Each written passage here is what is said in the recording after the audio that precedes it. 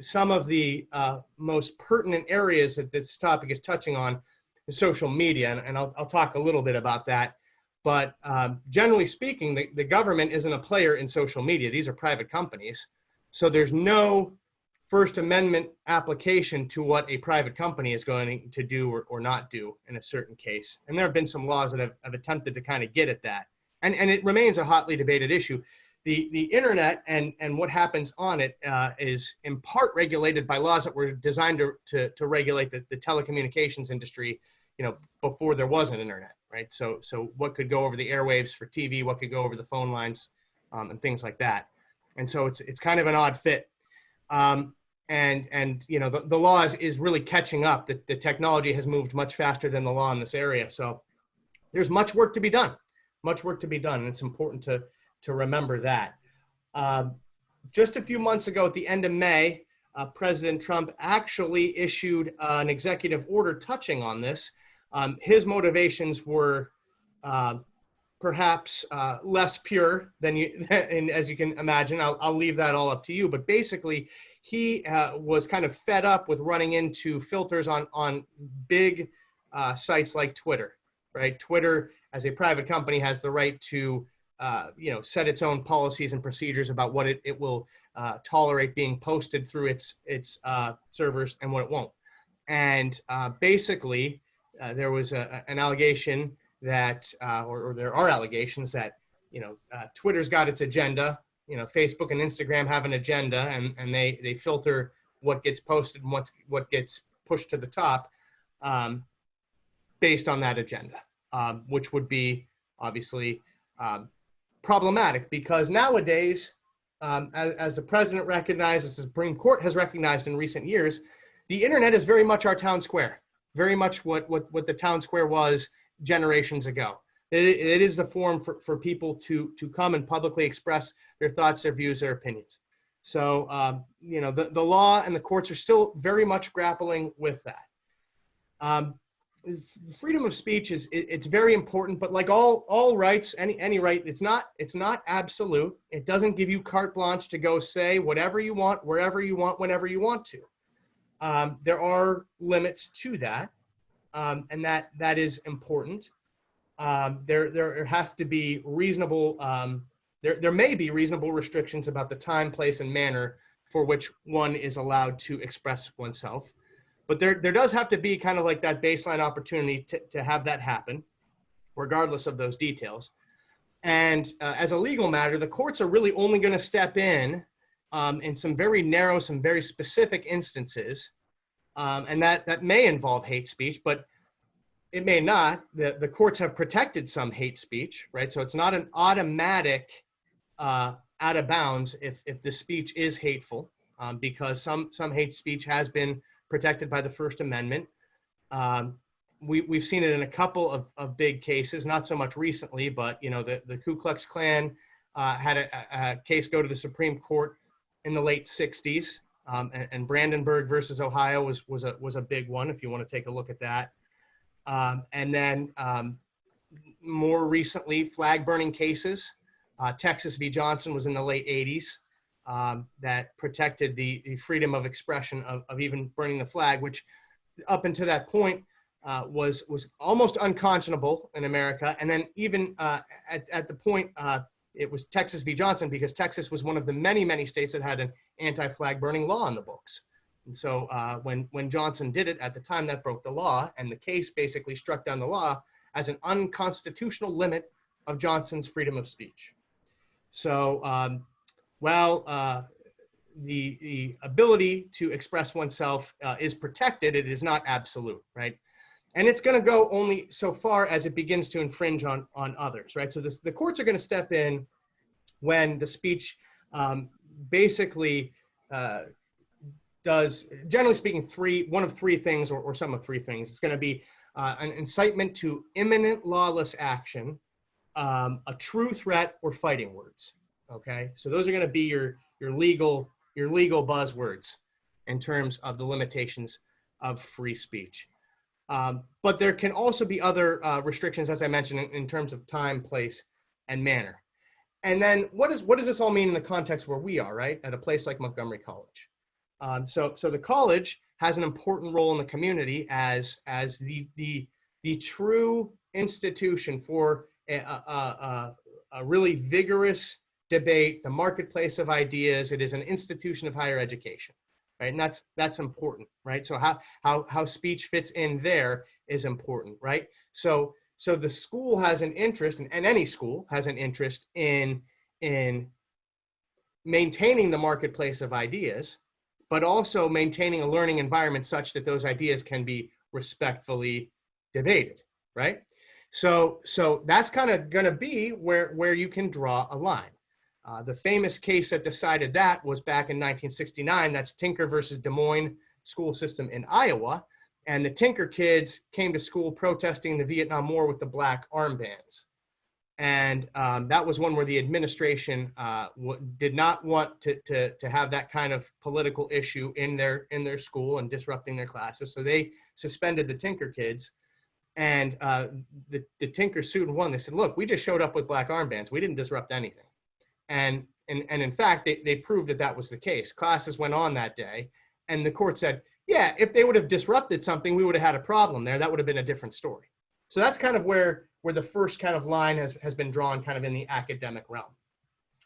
Fast forward, let's layer on some social media. There was a recent case just this past summer in Mississippi where a student made a rap video, put it on YouTube, included a whole verse about a couple of coaches, was not very flattering, made some pretty heavy accusations against these coaches. There was much debate in the courts. It actually went from district court ruled in favor of the school district suspending the student, and this was a high school, so not exactly a college. It probably would have had a slightly different calculus in college, but nonetheless, ruled in favor of the student. It went up to appeal. The appeals court in the Fifth Circuit Appeals Court in New Orleans ruled in favor of the student. I'm sorry, I got that backwards. The district court ruled in favor of the school. The appeals court ruled in favor of the student, and then they did another appeal it's called in bank to the entire Fifth Circuit, and it went in favor of the school again. So it went back and forth. And there were a number of dissenting opinions that came out of that. Arguing, putting something on YouTube it's not at school. He's not doing it at school. And then the other side was, yeah, but he directed it at the school, so he could have reasonably anticipated that there would have been a disruption at the school. And how does social media fit in? And there were a lot of very fiery opinions on both sides of that case. And I suspect we'll see more like that. It will likely take a few that go up to the Supreme Court to get some more clarity on that, because this is an evolving issue for sure. There was another recent case. This was a couple years ago at Mary Washington, where a feminist group was a student group was a leader in getting some changes to the sexual harassment policy. And as a result, they started receiving some threats, some of the members of this group. And this is via Yik Yak, which is no longer out there. The app it's a defunct app now, but it was a location-based social media app. And back in 2017, 2018, these students and members of this feminist group were getting threats via Yik Yak. And so they asked the school to turn off Yik Yak on campus, just ban it from their servers. And the school said, well, you've really put us in a rock and a hard place. We don't think we have any ability to really turn off Yik Yak. Even if we did, we would probably it'd probably be too broad of a move, because it would turn off Yik Yak for everybody. There's a lot of other legitimate purposes that people are using the app for. We'll probably end up in a First Amendment lawsuit on that. Instead, they ended up in a Title IX lawsuit. And so the feminist group sued under Title IX, and they made a First Amendment defense. And that was another one where the trial court went one way, the appeals court went the other. And the appeals court had a number of dissents that were, in my opinion, at the end of the day, they ruled in favor of the students, saying that the school should have done more and perhaps even just shut off Yik Yak. But the dissent actually was very articulate in explaining all of the problems that a school would have with doing that and the likely First Amendment implications there. So this is, there's a lot going on this topic that, you know, it doesn't really grab the headlines, but it's still very important. And it's an evolving area of law. And it's important for what we do as a community to really make sure that we are mindful of the protections and the reasons for those protections. Why do we want to make sure that we keep the freedom of speech with as few and as narrow limitations as we possibly can? Usually, when courts weigh into the issue, they avoid opining on the content, right? They're not going to sit and say, well, we agree with this content, we disagree with that content, we find this content laudable, we find this content morally reprehensible. They're not gonna look too closely at those things because the idea is to let people express themselves and to keep that out there and to be mindful that, you know, we're going to stay okay mostly if we keep things respectful. And I will end on that note. Thank you. Thank you. George Montgomery. Good afternoon, everyone. So my role at Montgomery College is as the Student Conduct Program Coordinator is to investigate any type of potential or alleged violations. So when students are engaging in questionable behavior, those are things that I investigate and ultimately those are things that I investigate and things that are looked at as far as how do we resolve these things. And in regards to the free speech, hate speech, there's a couple of segments of the Student Code of Conduct in which are the rules and regulations that we uphold our students to abide by, just as, you know, there are rules and regulations for employees. But there's a couple of segments that I want to read from that that ultimately gives a clearer picture on how do we manage online behavior or things that may happen, you know, while not being directly on campus. So it states that the Student Code of Conduct may apply to off-campus or online behavior where the Dean of Student Affairs or designee determines that the off-campus conduct affects a substantial Montgomery College interest.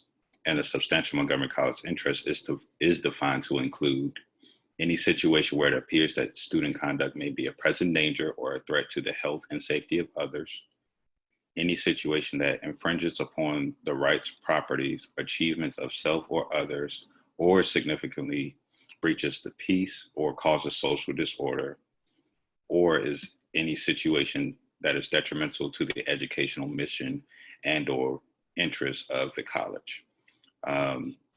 So that's one piece that actually kind of outlines some of the things that we look at when we're talking about things that happened online. There was the controversial trend of the George Floyd challenge. There was, in these days and times, there's a number of different things that people have opinions on that we may not agree with, that we may find distasteful, that we may ultimately, have an issue with. But then as a college and as the investigator of student conduct and student behavior, we literally have to look at how those things impact the community.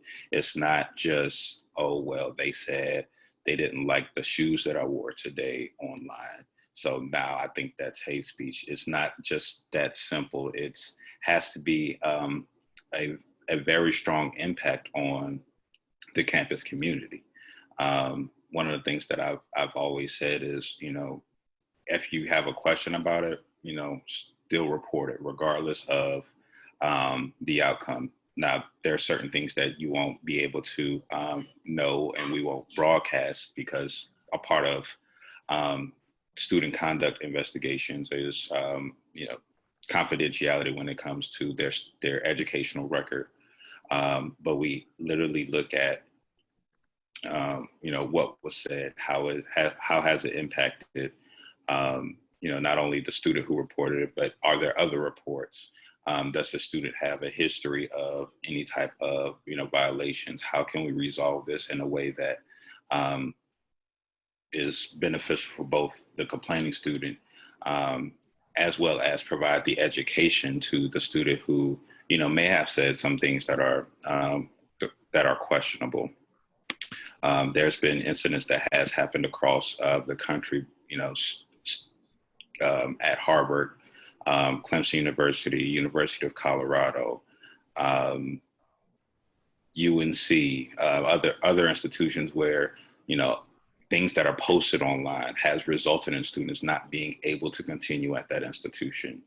And some of those things probably will have some pushback from organizations such as FIRE that typically fights for students' free speech.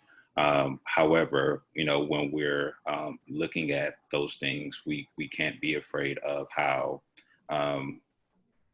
we address things, because if we're going by what we have in writing in our student code of conduct, and we're educating students on that, there's really not a lot of room for error. And from a liability standpoint, we have to be cautious of what we determine as hate speech, and how moving forward, how we handle those situations on a case-by-case basis.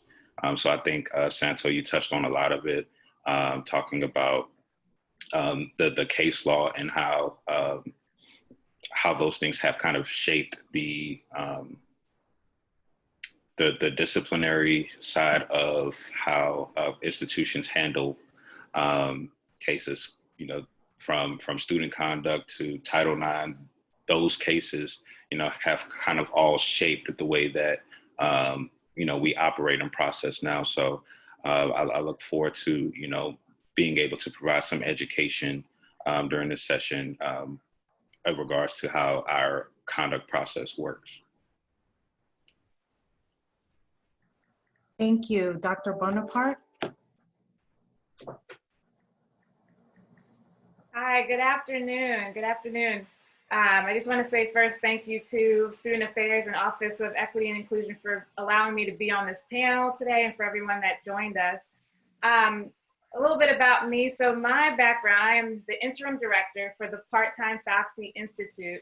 In my previous role, I was the department chair for the Communication Studies program, English language for academic purposes, as well as linguistics, where I was also the communication studies professor within that department. Ultimately, when I think about free speech versus hate speech, and when it concerns my area, ultimately it means modeling. Modeling what I'd hope and expect to see from my students, as well as colleagues or staff. And so kind of what Santo already alluded to was, higher education is a place to explore and really to listen to others' perspectives and ideas. I mean, if not here, then where, right? So, but in order for us to really get to understand or explore the free speech, or better yet, what I'd like to call free communication, because at the heart of speech, that is what speech is communication versus hate communication. I think it's critical that we actually think about what it means to be an appropriate or even an effective communicator at the foundation of all of it. So if you can, just engage me for a second. What comes to mind when you hear or you deem someone as an effective or an appropriate communicator? If you could just type in the chat, what comes to mind when you think about what makes someone an appropriate or an effective communicator?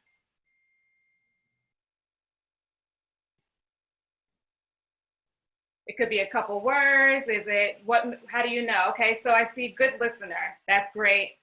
Great. Using inclusive language. Demonstration of empathy. Good stuff. Speech that was okay before may not be okay. Okay, I see a lot of active listening, listening before responding. Great, good stuff. Respectful, present. Oh, look at that one, a good one. Authenticity. These are all great. And I think I would definitely agree. Some of you have hit it. Thinking first, eye contact. And so arguably, and you can keep them coming, I'm just gonna keep moving. Arguably, two of the most important elements of communication would include effective listening, in the sense of, and it depends on, the circumstance, there's different types of listening styles, but also emotional intelligence.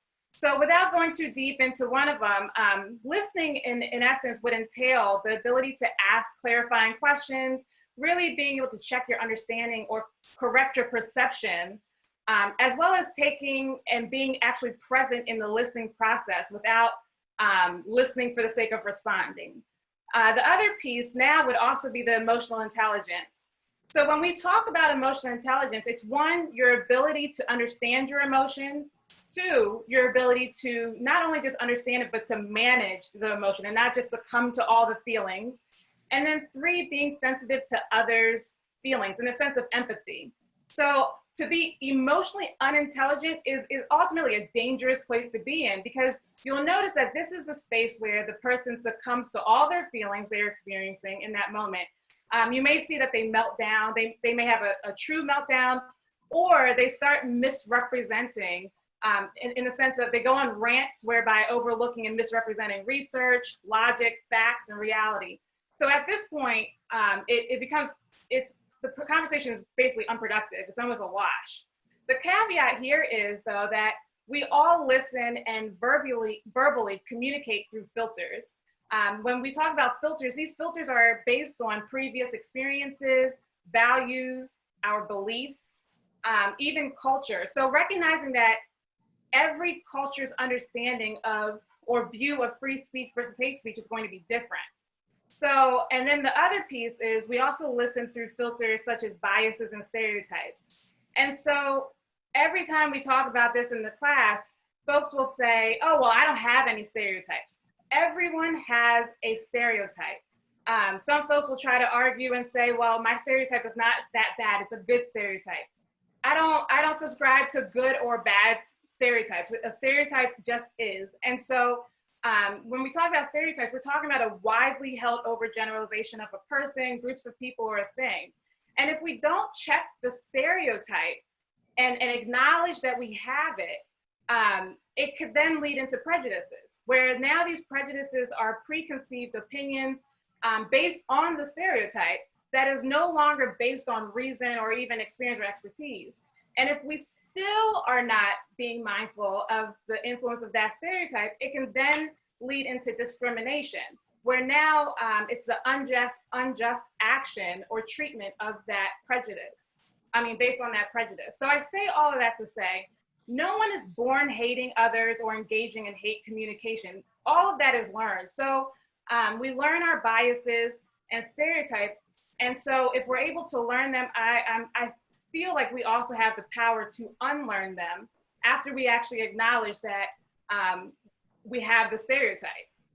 So before we start engaging in any of the conversations with others, especially when it comes to intense conversations, I think that it behooves us to really recognize that there will always be competing factors influencing any of our conversations.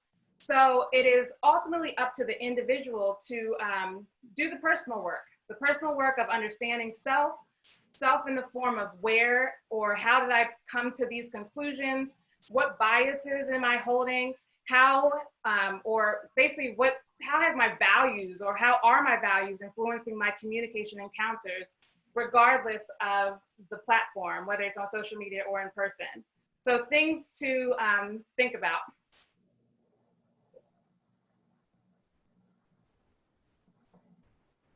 Thank you. And last but not least, we have our former MC blogger, Arlene Kanata.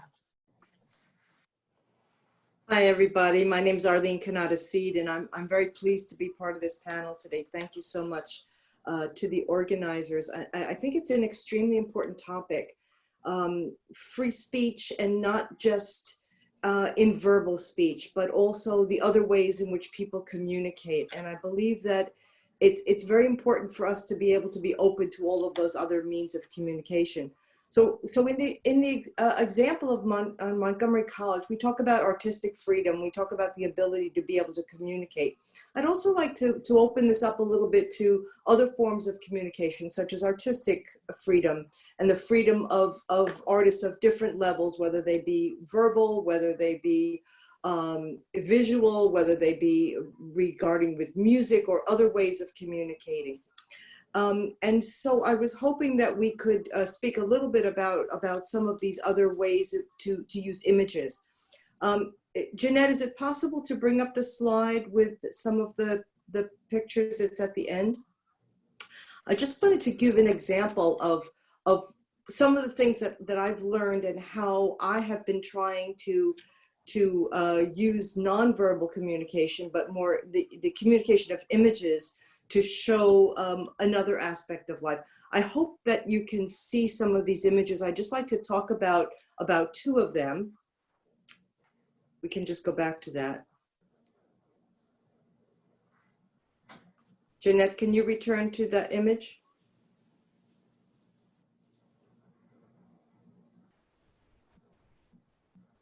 Yeah, the first one on your left is entitled, "Can They Breathe?"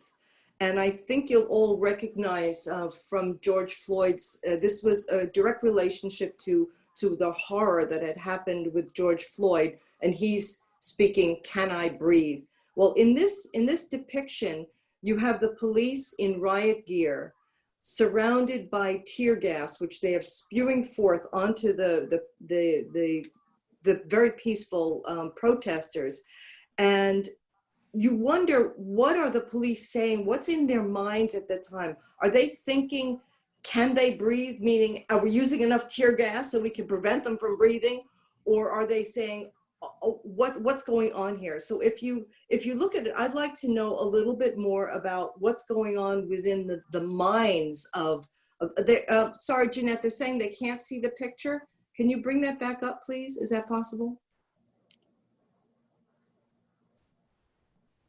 Well, while they're doing that, I'll just talk about that. So the police are completely covered in riot gear. They're not human any longer. They're something else. They're a monster of some sort. And you can't see it very well in the picture, but if you were to turn that picture over, you would see on this, I'm talking about the one on the left, that they're actually standing on top of Black Lives Matter Plaza within the District of Columbia.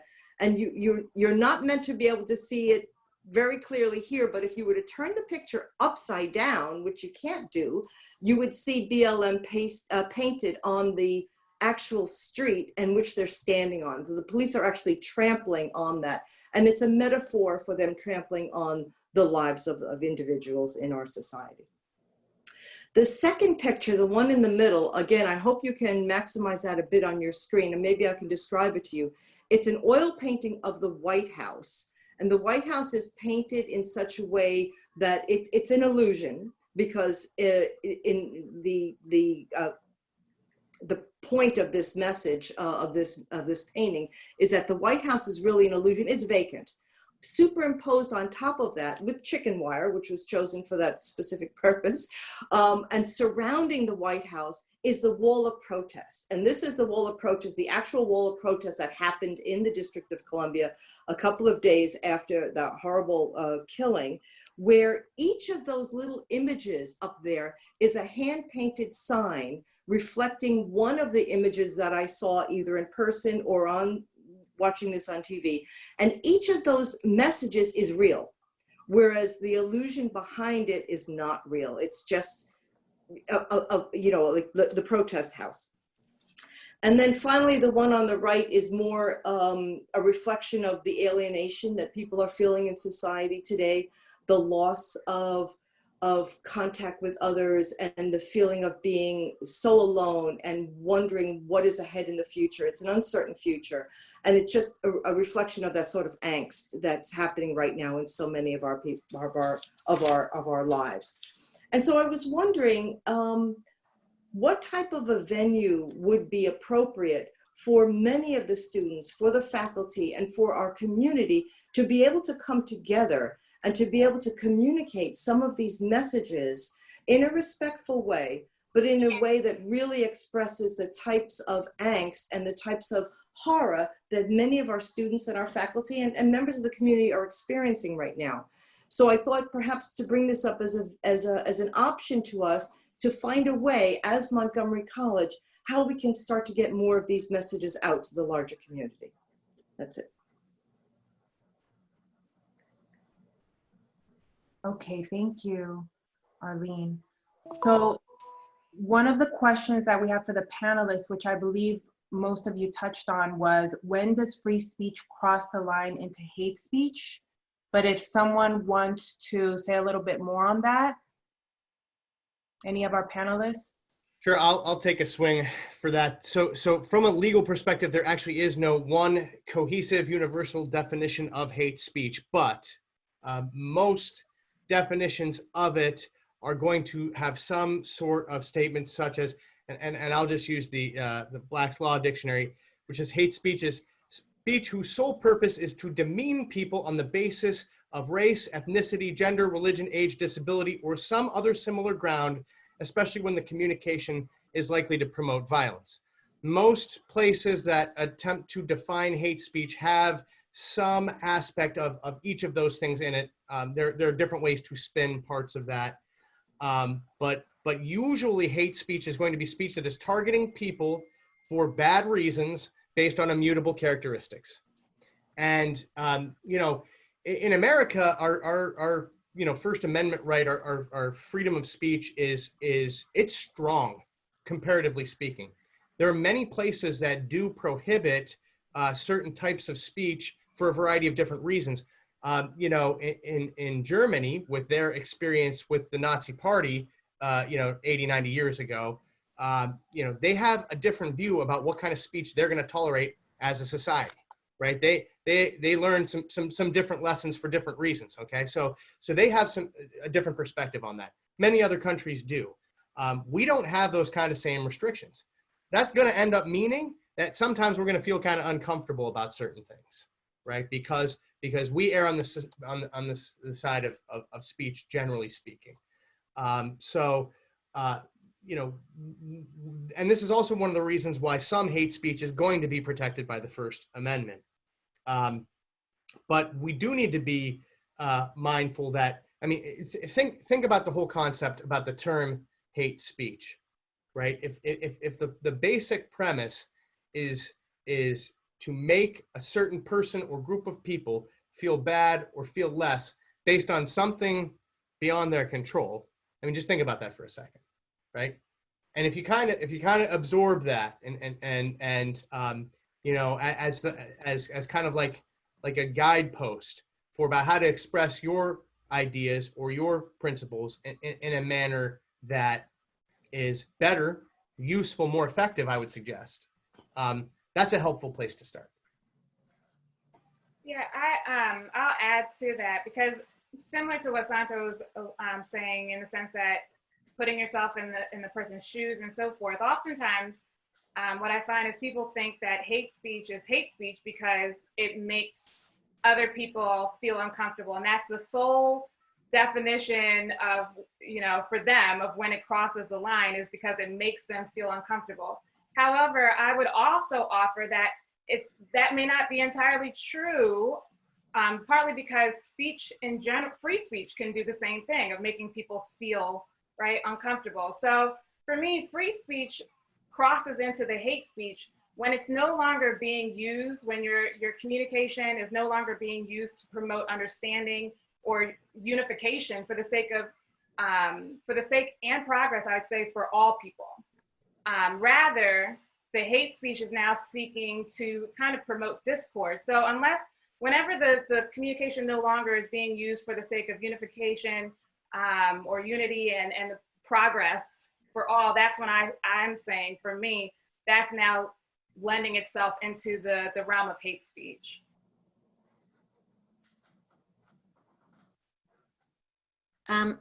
This is Dr. Bright. So I'm monitoring the chat along with Dean Pinort.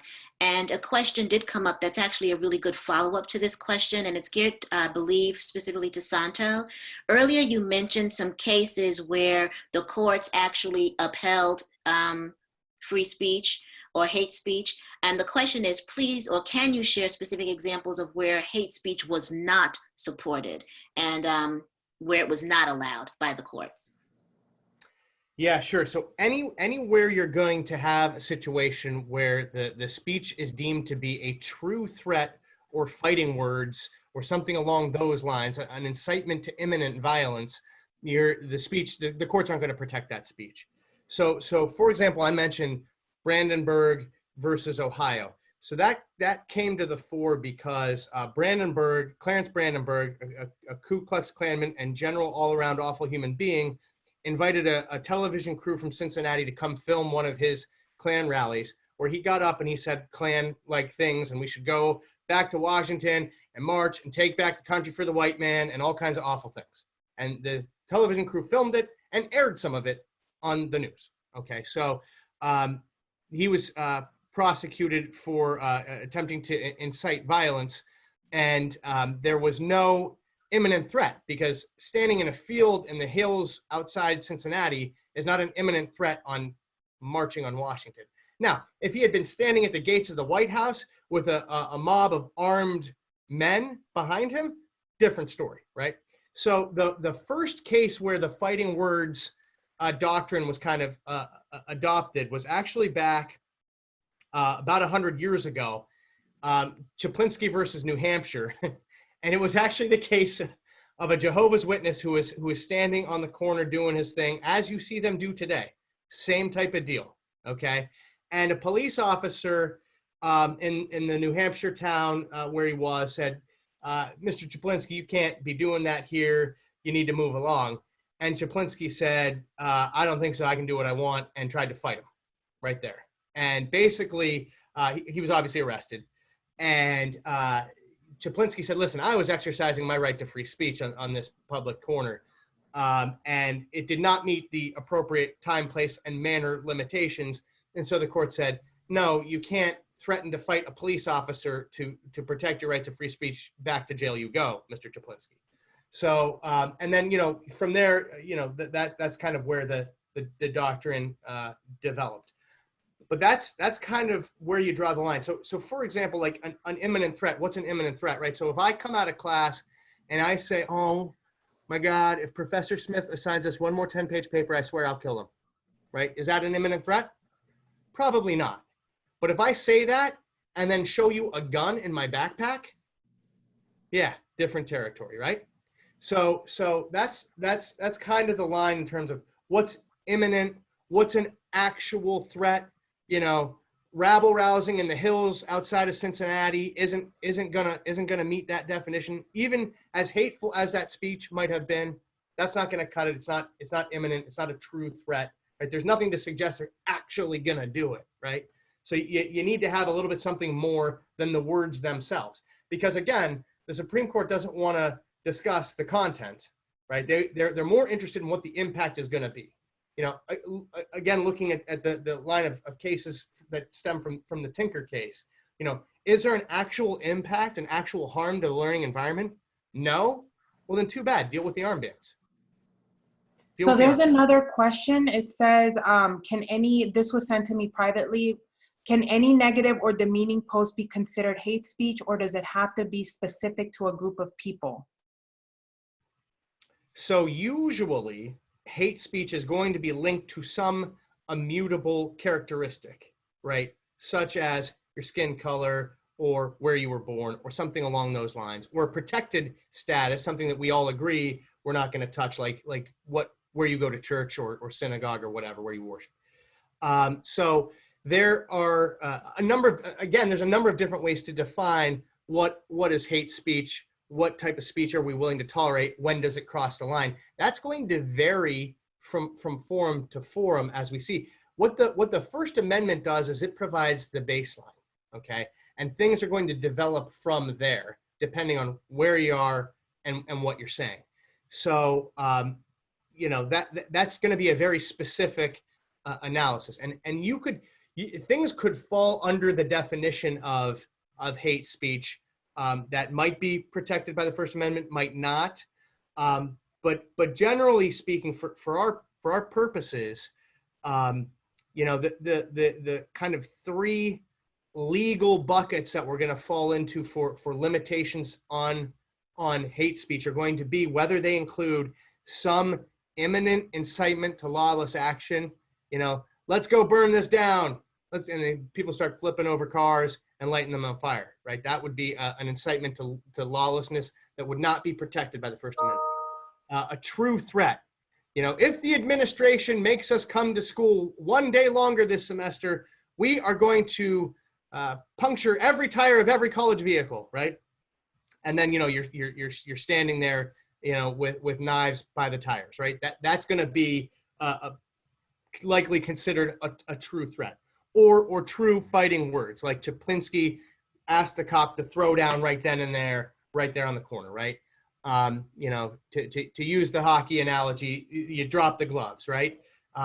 That's really going to be. Otherwise, the courts are generally not looking to get involved. Now, this isn't to say that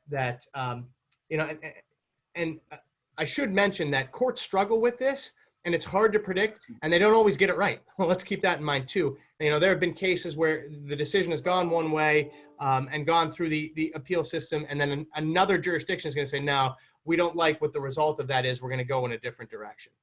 I don't want to get too in. I want to be mindful of my colleagues here. I actually gave a presentation to the Maryland Bit Affinity Group where we spent an hour on this topic.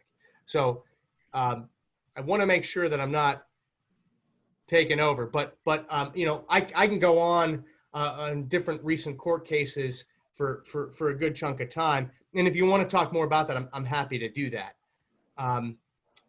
The whole notion of the impact on social media, I mentioned a few cases where the courts still struggle and grapple with that. And then, I haven't even really touched that much on academic freedom and how does that play in, to what a professor can do and how a professor can set up the parameters of his or her classroom or learning space as well. So that gets in there too.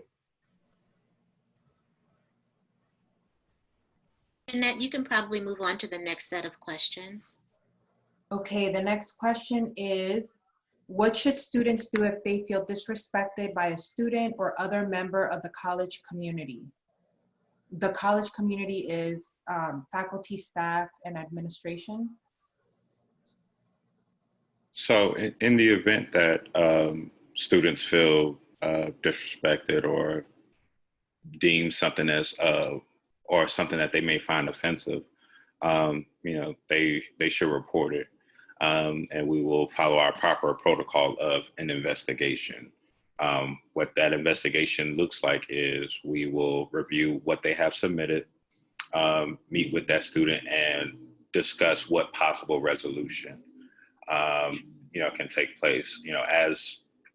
If you all aren't aware, Montgomery College does have a social media policy. We have a freedom of speech excerpt, but then we also have our student code of conduct, and that student code of conduct governs all of our students and community members. And so what free speech is not covered, and that's outlined in our student code of conduct, is speech posted online about Montgomery College or its community members, and that could be students, faculty, or staff, that causes a significant on-campus disruption. So although it may offend one person and it may still cause for a disciplinary action, that disciplinary action may not be as significant as one person would like if it's not impacting a larger community. But it's on a case-by-case basis. And that's not to say that just because only one person found it offensive does not mean disciplinary action will not take place. But there is a fine line when examining what is posted, how it's impacted, what it said. Then we look at, does the student have a previous history of conduct issues? So anytime that you feel as though it's something that is offensive, that's discriminatory, that is potentially distasteful, report it to, we can go online and report it. report it to either one of the associate deans or deans or myself, and we will follow our proper protocol in investigating that. Okay, thank you. We have a few other questions coming in through the chat, and somebody sent me a question privately.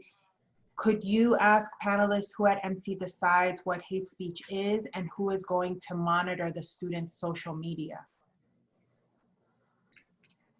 So I believe that as a college, our college-wide deans, basically, and myself included, we all investigate student conduct issues. We convene about certain things, especially, after we've had an influx of reports of things being posted online. So we'll sit and discuss, what that is. If you feel as though it's something that you find offensive and you report it, we do our due diligence in investigating it. And to the second part, who is going to monitor the students' social media? I think, we can't catch everything. We don't particularly, add all of our students on Instagram or Snapchat. But our students, do a great job in reporting those things. As we've seen recently, if they see something, they say something, and that's just the overall manner in which, we encourage, all of our community members to uphold. We're not going to, I personally can't, add every Montgomery College student. They have a private profile. That's their privacy to add in, whoever they choose to. But when things are brought to our attention, when things are seen, if they have a public profile, these are things that we address. And so, while I don't believe that it's our overall charge to literally have all students monitored on social media, when things are brought to our attention, we do investigate. It's just as if, a student comes, posts something online about their faculty member. If the faculty member happens to see it, then they may report it if they find it offensive. And so, it's just a case-by-case basis, and we do what we can when things are, when we're made aware, and we try to limit the reoccurrence of those things happening as well.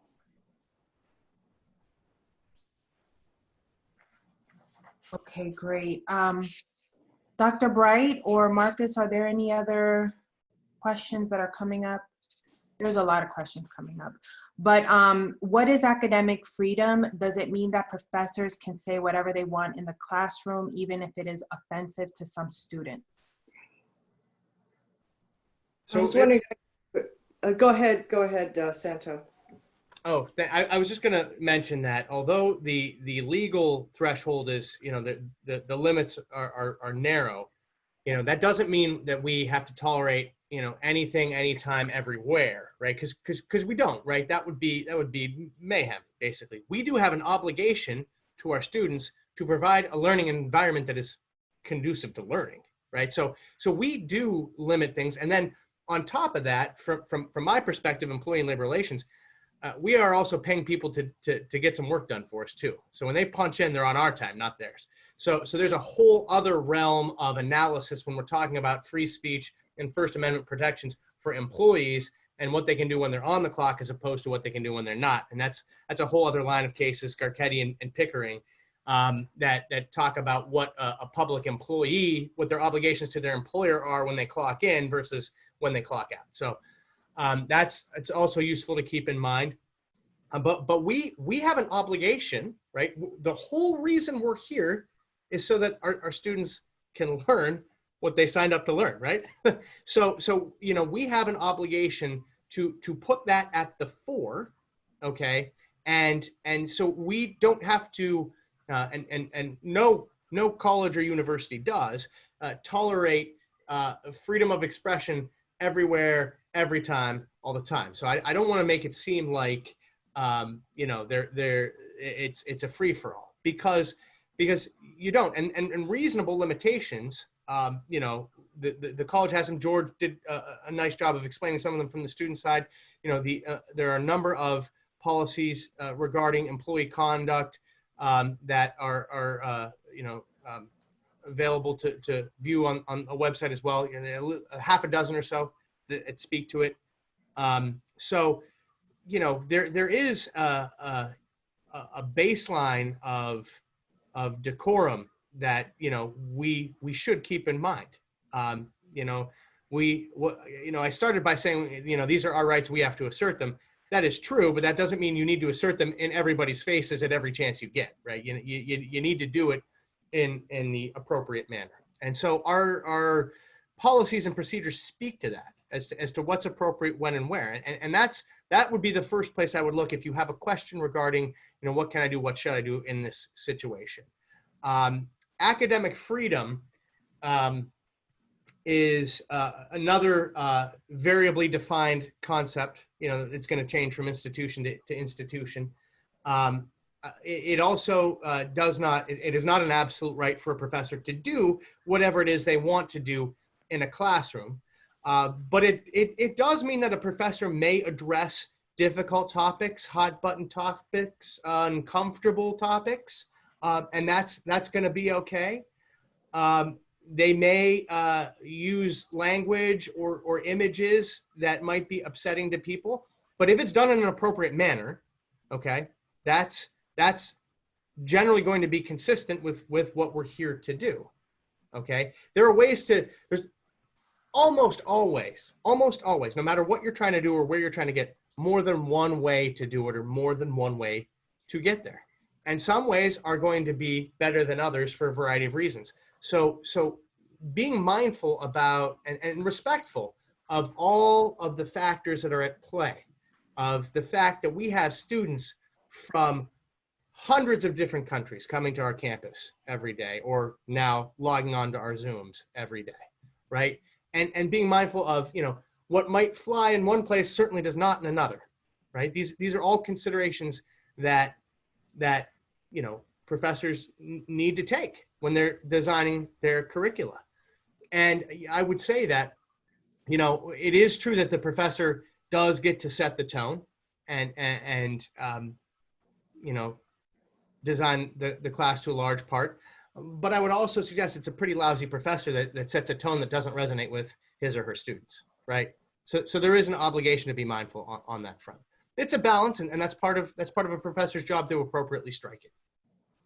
Yeah, I'd like to add something to that, and that is over the past couple of decades, there's been so much criticism from the right that that conservative views are squelched on campus, and that individuals with conservative views don't have a venue anymore to speak. And I honestly, I don't think that that's absolutely true, because I think that all of the professors that I have ever encountered have tried their best to keep their personal views to themselves. They're inscrutable in the classroom, and that's the way they should be.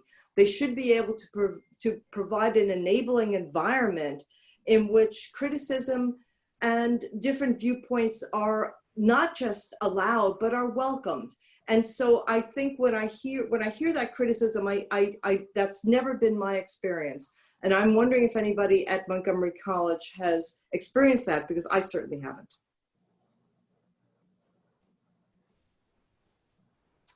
Okay, the next question is, in the age of social media, what recommendations do you have for engaging in civil discourse? Well, on my end, I would say there's a few things to think about when we think, when it comes to civil discourse on social media. One of them is definitely being mindful of tone. How are you using your language when you are speaking to others via social media? Also, just understanding before you even engage, why are you engaging in this particular discourse? Are you trying to provide some type of awareness? But in other words, what is the outcome, I guess, that you're seeking from even engaging in that conversation? Another thing might be asking for clarity. You know, when you see something on social media and you've made the decision that, hey, I want to know what's going on, using clarity questions, things such as help me understand, where were you going? Help me understand, where did you find this information? That sort of thing to try to build that clarity. And then of course, like I touched on before, just remembering that everyone, the way that they receive information, the way that they communicate is always going to be through a filter. So bearing that in mind as to, not to provide excuses, but to provide explanations as to why someone may be coming across the way that they are. And just understanding that there's no, I think in trying to understand whether or not to even engage in the first place, there's no point at a certain point in arguing with a mindset where someone is not even trying to listen. They're just trying to hear themselves speak. So when we think about the civil discourse, those are some things I would say being mindful about. I can recall even, you know, I took a break from social media and I came back on for some time, and they say as we get closer to the election, you see a lot more discord on social media, and it's so prevalent where people are not just speaking their views and so forth, but they are kind of trying to push it on other people as well.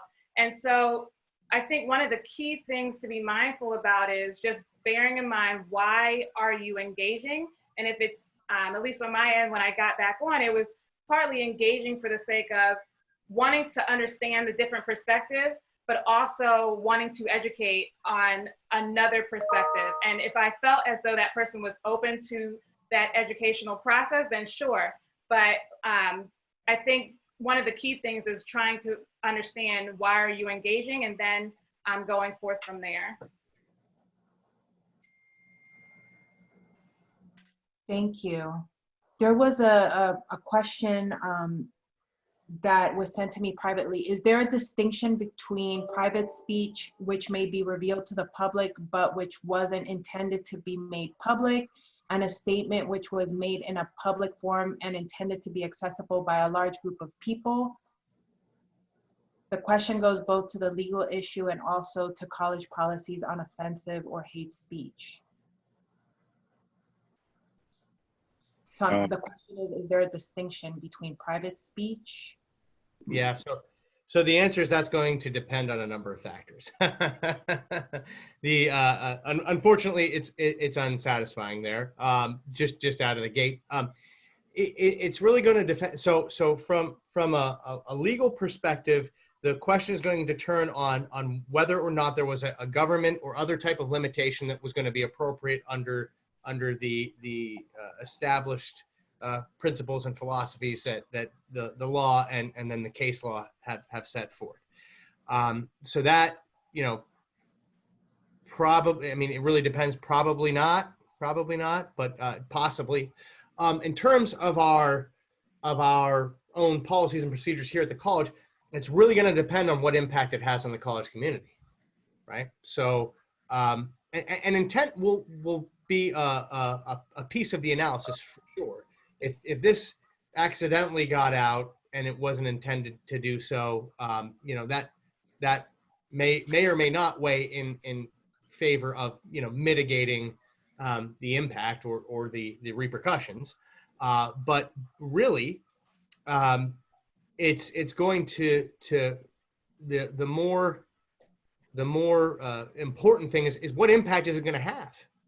You know, do we see you know, some tangible harms to students or to classes or you know, a forum or whatever, really, and that's where the analysis would lie. At least that's where I would start it. And I don't know if others would want to weigh in, but you know, if something problematic popped up and, you know, someone said, "Can you believe so and so said such and such?" You know, we would really have to look at it and evaluate how it actually plays out in the real campus community. Okay, there are some questions coming through. One said, at MC, we had some religious groups on Main Street, Rockville, where the individuals were shouting to students in hijab, "You will go to hell if you do not believe in." How was this allowed? Well, I think that you have to, you know, look at the totality of the entire college experience. You know, we have a number of different, you know, community organizations. We have a number of different student organizations. You know, we can't tell somebody, you know, what to believe in or what to attend, but they're allowed, you know, their space and their forum to speak the things that they or address the things that they would like to address. So we've had you know, religious groups, we've had you know, pro-abortions or anti-abortion groups. We've had a number of different groups on campus, you know, and some of the things, you know, I visually, you know, don't care for. However, you know, it's their right, just like it is my right to, you know, stand on the corner and do cartwheels. You know, is it causing a significant disruption to say, well, I believe this, and, you know, just because you're not listening to me, I'm going to yell my voice and tell you what I believe happens based off of my religious belief to people who don't listen to me, you know? Or is it a situation where, you know, if you have an abortion, or if you don't have, or if you're anti-abortion or pro-abortion, or you know, pro you know, gay rights or whatever, you know, it doesn't necessarily dictate, you know, from the college's perspective, it doesn't necessarily dictate that we take action. Now, if those actions, if we start to limit people in what they're able to speak about and what they are able to not speak about, then we're suppressing somebody's freedom of speech. And so we give those opportunities across the board, whether, you know, they're difficult things that, you know, we personally may not agree with, or whether they are issues that arise that, you know, kind of come differently. We've had students kind of report things that they felt as though, you know, was out of line, and those things have been addressed appropriately. But we must, in order to we can't restrict our speech of, you know, the community, or students or faculty members, unless it causes a significant disruption on the campus. So to answer your question, we can't limit the what these people say versus what these people say, because we agree with what they say more, or it's not as harsh, or it's not as brutal. Okay, there's another question. It says, may you ask the panelists what their opinion is on the 2017 Supreme Court rule that stated the proudest boast of our free speech jurisprudence is that we protect the freedom to express the thought that we hate.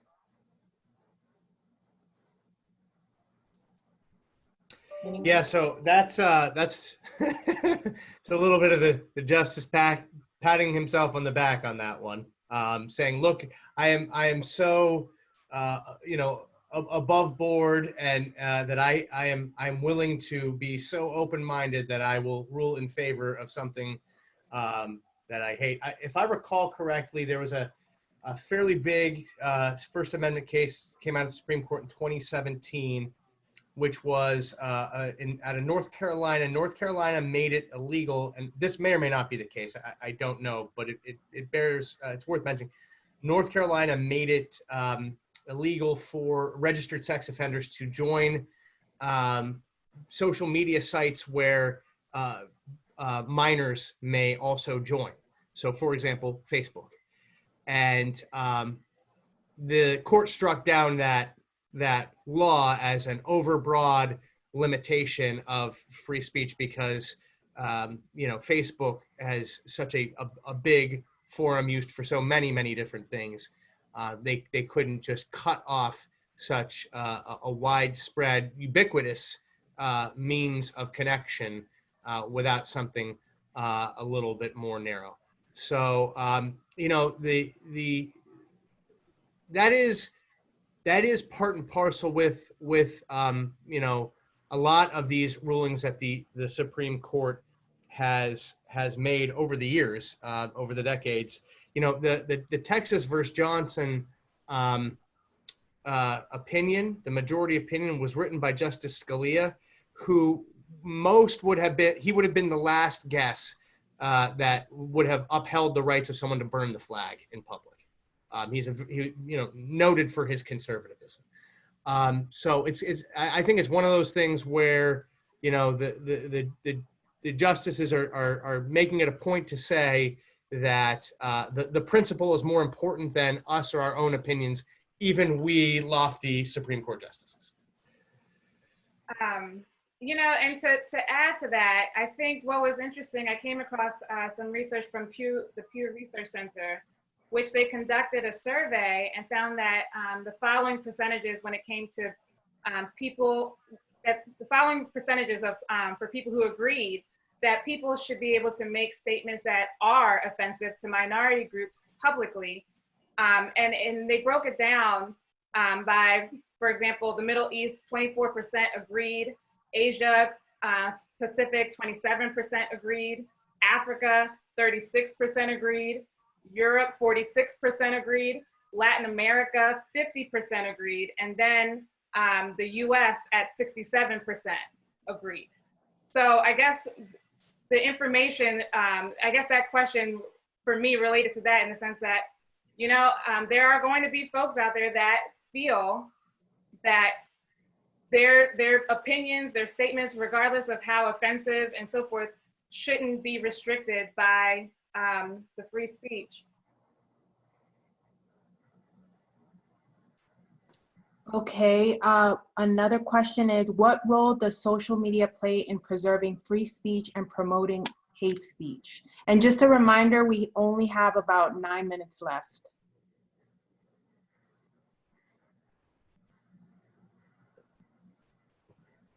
Yeah, I think one of the issues is whether or not, I'm sorry, I lost my train of thought. I'll come back to it. Yeah, I think that is the $1 million question when it comes to what's about how this is going to unfold. I really think that you know, there's been a fairly wide recognition at this point that the nature of social media and the role that it now plays in our society is bigger than any just, you know, private company and how they interact and with people who use their products and services. And so that's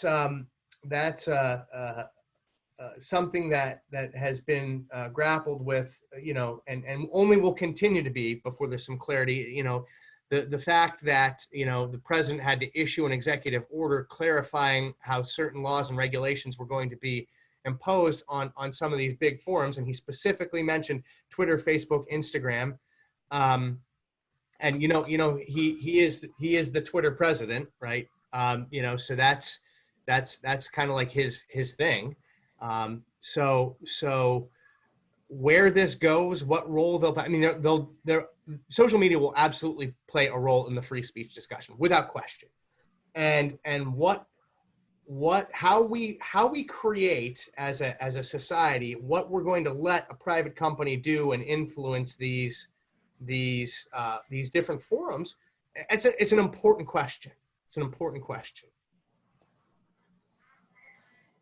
And I think just to add to that, I think to your point, the challenge really is that these companies, they're also being constrained by the domestic laws, right? So that would be different depending on where you are.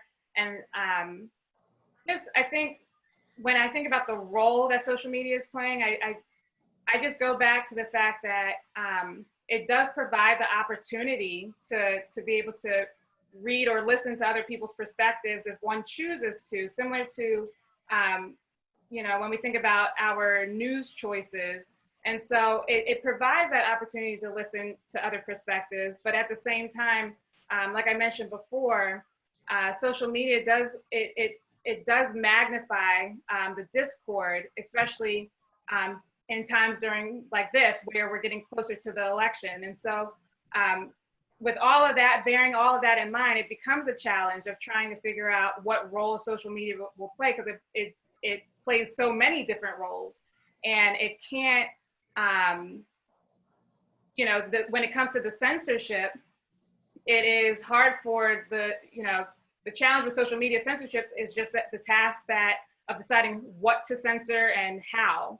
So especially because now, like Santo said, it has all fallen into, the social media platforms, into the hands of I'm sorry, one of the issues for me is whether or not the social media post is anonymous or not anonymous. If it's anonymous, people might tend to realize that they might not have any repercussions for what they say, and they might be willing to cross that line a little bit more because they know that it's never going to come back to them. However, if their identity is known, then they're most likely going to be a little bit more restrictive of themselves. They may be a little bit more self-censoring, if you will, and have a more respectful view and expression to others. So I think a lot of it has to do with, do you know who I am online, or do you not know who I am online?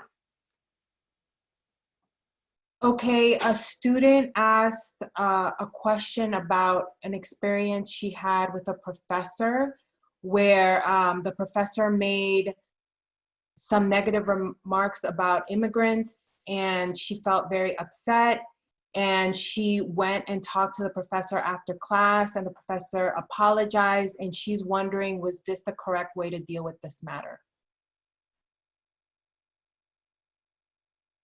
So if first of all, I applaud the student for the courage to do that, because not everybody would have done that, would have taken the step to follow up personally and let the professor know.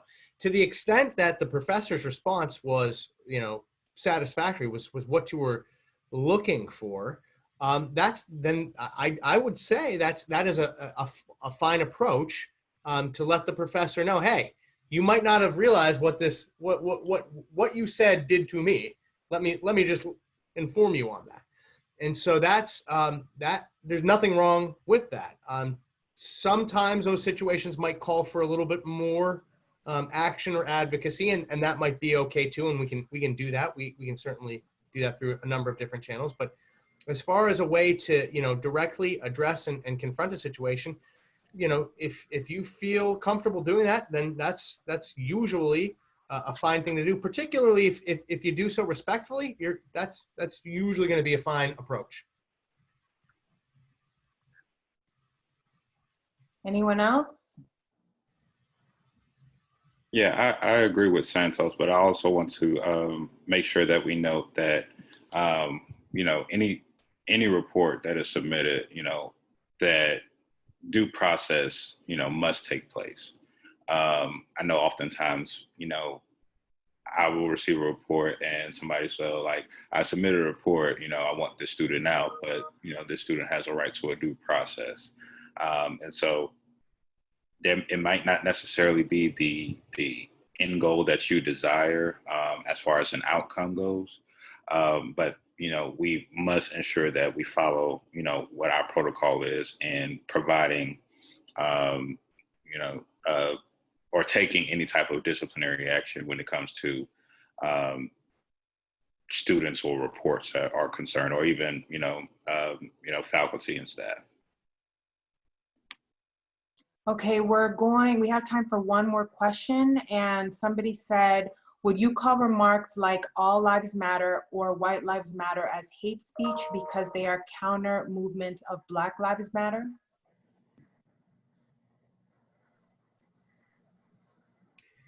So, again, that's going to depend on which definition of hate speech we're using. Likely not under the legal one that I mentioned earlier, but again, that's not the only one out there. Would that still be problematic, on campus? And that's going to really, like I said, depend on the impact. And I could envision some circumstances where such a statement has very little impact and therefore would be less concerning.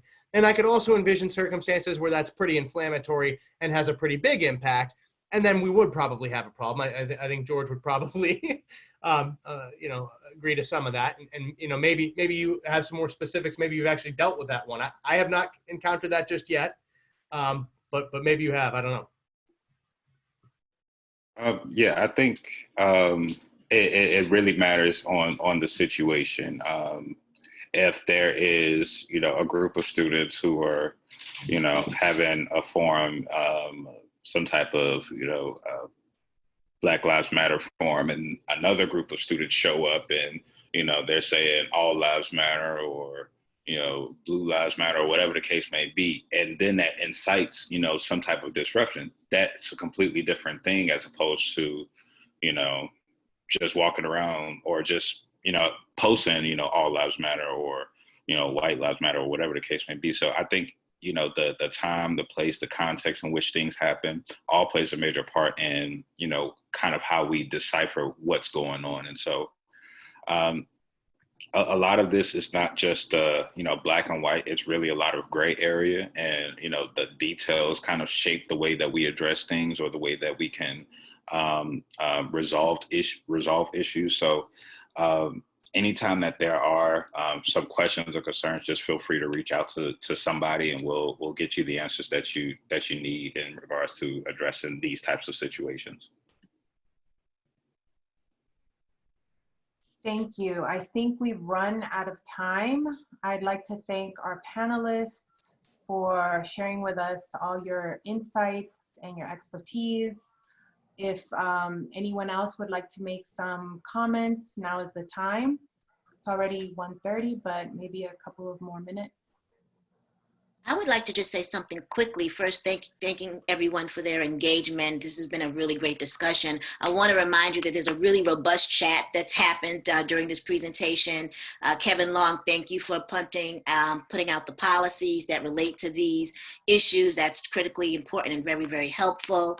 Note there's a link to the Student Code of Conduct in the chat, P&P, policies and procedures, in the chat, how to report incidents of concern. The ethics point link is in the chat. So, and then of course, all of the wonderful cases that Santo mentioned.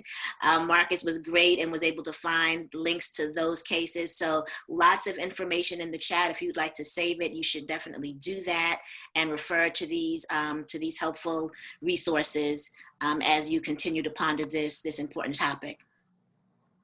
Thank you, Dr. Bright. And I would like to add that also in the chat, we put the evaluation. So please take a few minutes to fill that out. And the form to register for tomorrow's pop-up, which will be with Nick Sushka, the MC Service Learning Coordinator. And she'll be talking about a lot of fun things regarding the 2020 census. So please join us tomorrow from 1 to 2. And I put the form in the chat as well. I'd also like to just thank everyone for participating and your engaging comments and thoughts. If there are other sessions that you're interested in hearing from, I did get a private message about wanting to have a session on academic freedom. So if there are others, please definitely send those to me or Jeanette or anyone in my office, and we'll make sure we can schedule something to discuss that. We know I did get a message about having something after the election also, so thank you for sending that. We'll leave the chat up for just a little bit while people are exiting, so you can grab what you might want to get out of the chat and download that information. But without further ado, I'd like to conclude today's Let's Talk student session, and we look forward to your participation in other sessions that we have the rest of the semester. Thank you.